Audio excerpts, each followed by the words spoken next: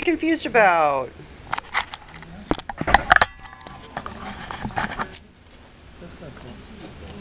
All right. You guys ready to get started? Sure. TC, are you ready? Yes, ma'am. Keith? Absolutely. Christian? Tobin? Yes. You ready? Ed? Yes. All right. Susan, you ready? JC? All right, we're ready to get going. All right, you guys having fun today? Absolutely. Are we still having fun from earlier? Yes. Well, this is good. This is good then. All right. Well, I'm glad you guys stayed. Thank you very much for staying, and I hope you guys learned something in the next few minutes. I'm going to talk to you a little bit about three things. Accountability is one, mindset is another, and team development is the third. Okay? So would everybody agree that mindset is very important in leading your company to success? Yes. Yes, that is Yes. absolutely right. Do you know why mindset is so important? Anybody have any ideas? It all starts in the mind. It all starts in the mind, absolutely. Everything that you visualize, everything that you think actually becomes reality. And I'll tell you how. Mindset is a really kind of a cool thing. I don't know if any of you guys follow The Secret. Anybody?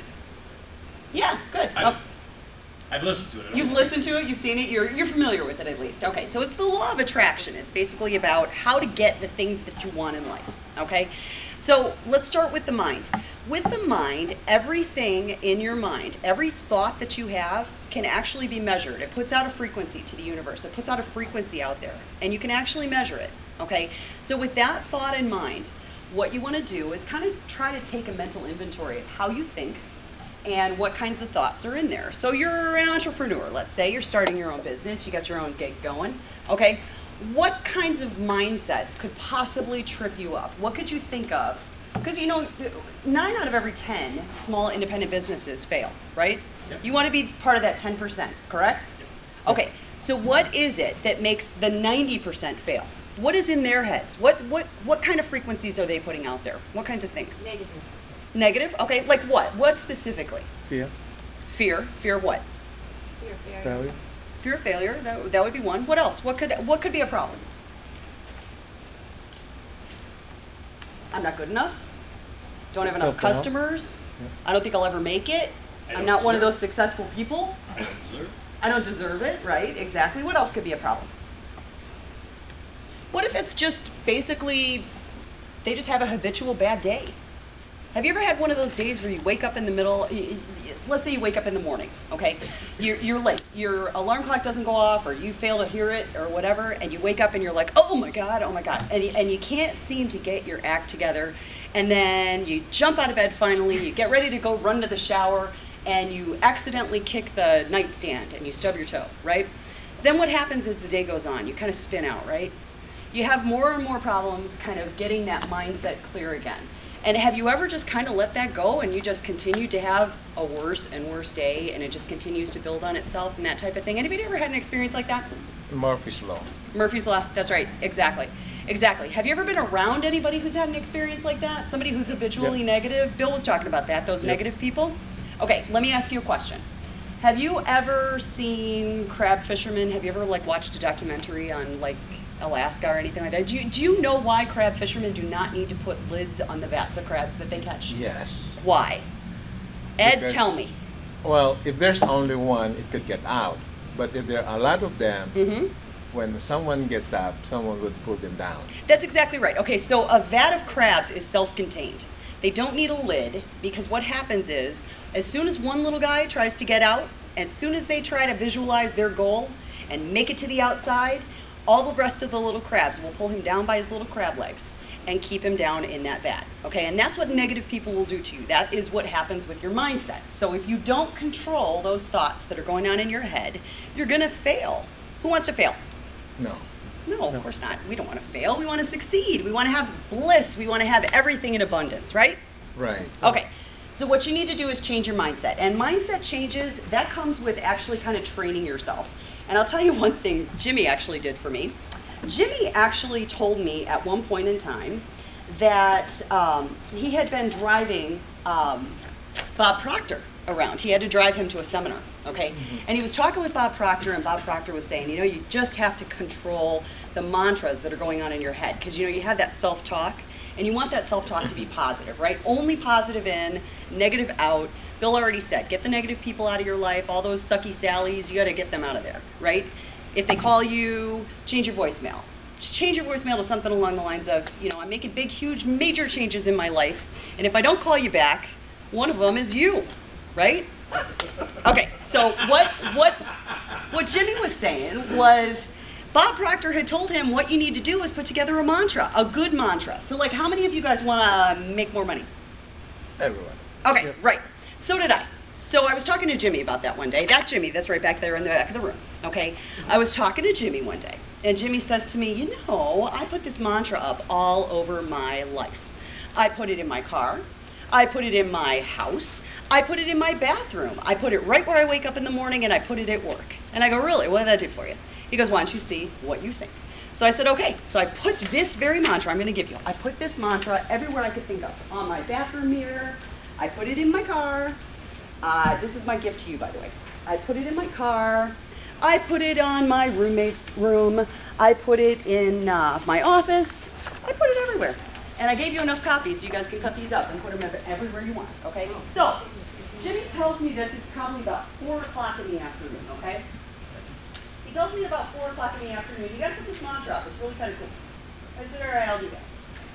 And then, as I was coming into work that morning, you're welcome, I bought a little scratch-off ticket, right? So, I get home just like a normal day, right? I get home, I check my mail, and one day, you know, this is a couple hours now after, so it's probably like what, Jimmy, about 7 o'clock? Okay, about 7 o'clock. I check my mail, and then I start playing with the scratch-off tickets. So I won one of the scratch-off tickets, okay? It happened that fast. And the state of Illinois Treasury sent me a check for $250 that I didn't even know I was getting. So this happened in a matter of what, 3 hours. So if you want to change your mindset, you got to put out these wish lists to the universe. It's kind of like sitting on Santa's lap. Do you remember when you were kids? Think back to like when you were like 4, okay? You're just starry-eyed. Everything's going your way. You're thinking everything's going to be good, and mom and dad take you to go see Santa, okay? So you get to sit on Santa's lap, and you're talking to Santa, and Santa's going, oh, what would you like for Christmas? So you say to yourself, well, geez, I'd like that train. I'd really like to get that baby doll. I'd really like this, that, and whatever. Did you ever for 1 second think that Santa was not going to deliver on that? No, you fully believed it, right?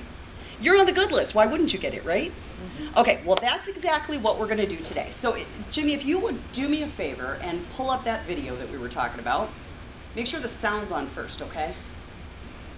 I'm going to actually show you what I'm talking about here. And this is actually telling the universe what it is you're looking for. You got sound going? We're going to get some sound going, and then we're going to tell you what this is all about. Then you get a better idea as to what I'm talking about. Cool? Cool. Turn it way up.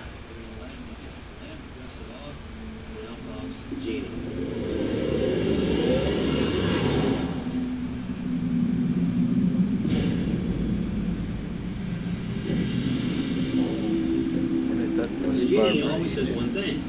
Your wish is my command. If you trace the story back to its origins, you know, we now think that there's 3 wishes, but if you trace the story back to its origins, there's absolutely no limit whatsoever to the wishes.